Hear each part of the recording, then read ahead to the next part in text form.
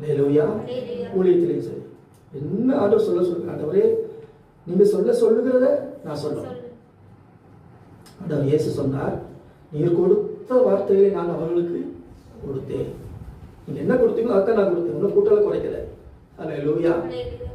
இப்ப இயேசு சொன்னார், நான் உபதேசிக்க வேண்டியது என்னதென்றும் நான் பேச வேண்டியது என்னதென்றும் என்னை அனுப்பின பிதாவே எனக்கு என்ன செய்தார்? கட்டளையிட்டார். பேச வேண்டியது இன்னது பேசணும், இன்னது உபதேசிக்கணும். என்னை அனுப்பின பிதாவே எனக்கு என்ன செய்தார்? கட்டளையிட்டார். அதே போல இயேசு கொட்டும் இன்னைக்கு நமக்கு மாற்ற கட்டளை எடுக்கிறார். இதாப்பா நீ பேசணும், இவாள் உன்ன கூட என்ன செய்யக்கூடாது, பேசக்கூடாது. அல்லேலூயா. ஆண்டவர் என்ன வார்த்தைகளை கொடுக்குறோம் அதை மட்டும் பேசணும். நீங்க தெளிவா இருக்கு, மாத்திரம் அதை மாத்திரம் பேசு.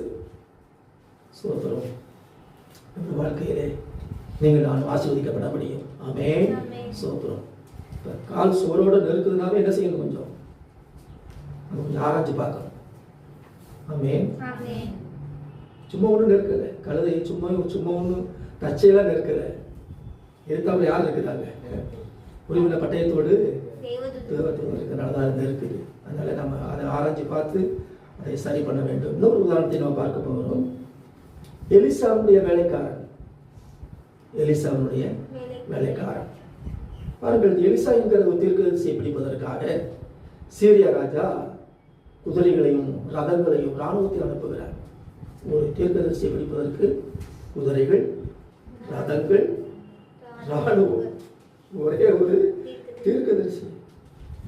ஆனா அப்ப அவன் கண்ணுக்கு எப்படி அவ்வளவு பலவானா தெரியுது. ஆமென். சோத்திரம்.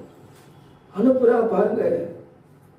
அந்த மலைகளை சுற்றிலும், அந்த மலையை சுற்றிலும் எல்லாம் வளைந்து கொண்டது. சீரிய ராஜா அனுப்பின குதிரைகள், ரதங்கள், இராணுவம் எல்லாம் வளைந்து கொண்டது. அந்த தேவன மனுஷனுடைய வேலைக்காரன் காலமே எழுந்து வெளியே புறப்பட்டு போகும் பொழுது பார்க்கிறார். 2 ராஜாக்கள் 6ஆம் அதிகாரம் 15வது வசனத்திலே, இராணுவமும் குதிரைகளும் ரதங்களும் பட்டணத்தை சூழ்ந்திருக்க கண்டார்.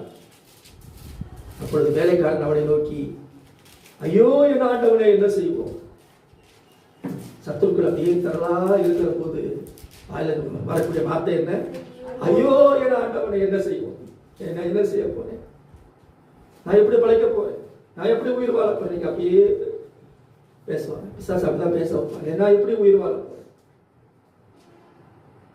ஐயோ என் ஆண்டவனை என்ன செய்வோம்?